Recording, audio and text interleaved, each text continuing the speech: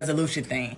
I know like years ago, I was like the biggest advocate of a New Year resolution, writing stuff down, what I'm not going to do, what I'm not bringing into the new year, you know what I'm saying? But about, let me see, I don't want to lie, about 5 years ago, maybe. I think roughly about 5 years ago, I stopped doing the New Year resolutions.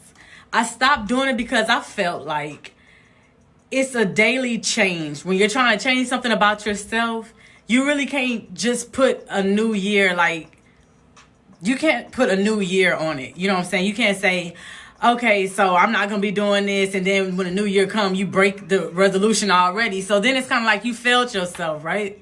I mean, that's how I feel. So I don't do the New Year resolutions. For me, change is inevitable, and I do it every day. Whenever it's something that I want to change about myself, it's just something that I change every day. It's a daily situation. So I want to know for you, like, what did you say I'm gonna change?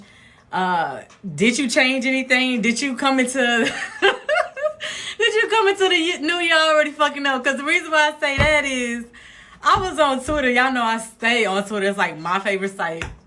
And day one of Twitter, everybody and their mama was like, man, I need a recap. I need to start over. We need to go. I'm ready for 2025. I'm like, wait, hold up. We didn't even get to 20. We just started 2020. What happened to the 2020 vision and all that good shit? So y'all already messing up. That's why I say I don't do New Year resolutions. You know what I'm saying? Because I'm not going to say it's not possible, but I'm just going to say it's like you putting a fake expectation on yourself. And the minute that you mess up, then what? The minute you mess up, now mind you, it's supposed to be a new year. The minute you mess up, you're going to be like, damn, I messed up. Well, shit, it don't make no sense now. So what I'm going to do now? Nah, you know what I'm saying? So I say just go into it with the flow of things. Whatever you feel like you could do better on, we all could use self-improvement. Nobody is perfect. So whatever you see yourself struggling in your everyday life, then I say just take it one day, one step at a time, because it's not, you can't just say, oh, you know, this year I'm gonna stop smoking. You know what I'm saying? It's a daily struggle. It's a daily challenge for some people. You know what I'm saying? To stop smoking or to stop drinking or to stop cussing or whatever, you know, you can do better on. So, y'all had me rolling though. I'm not gonna lie, because I'm talking about, I was looking at everybody like, they sitting up there talking about a New Year resolution, and then I done messed up already. See, I don't got time for that. Oh, it's so entertaining though. Yes, you know what? I'm one of the most political people. So, another thing that I wanted to talk about, we'll get back to that, was cyberbullying. And I had said this on Twitter like weeks ago.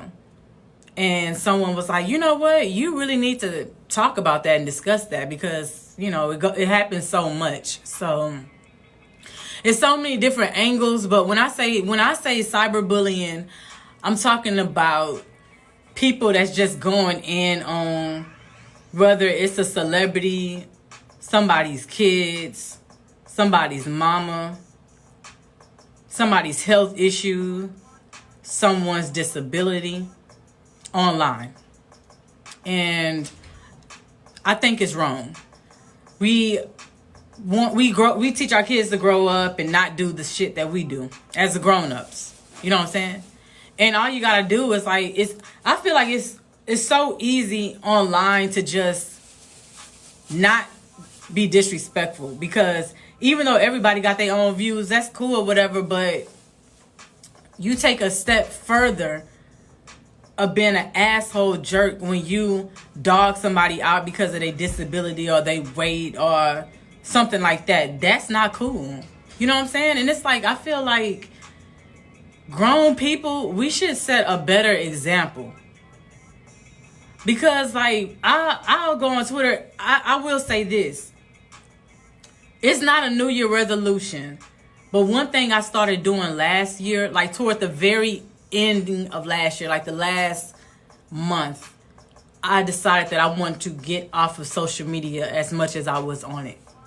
Cause I'm on social media a lot because I'm trying to find plugs. I'm trying to network. I'm trying to find out who does what and get merchandise set up. And, you know, so I have a valid reason, but sometimes I am a witness that I have had unwarranted energy because looking on the internet, just like at just crazy shit, you know, just like people just say the craziest stuff. Like, it's sad you would have so much time to talk about somebody that never will see what you say.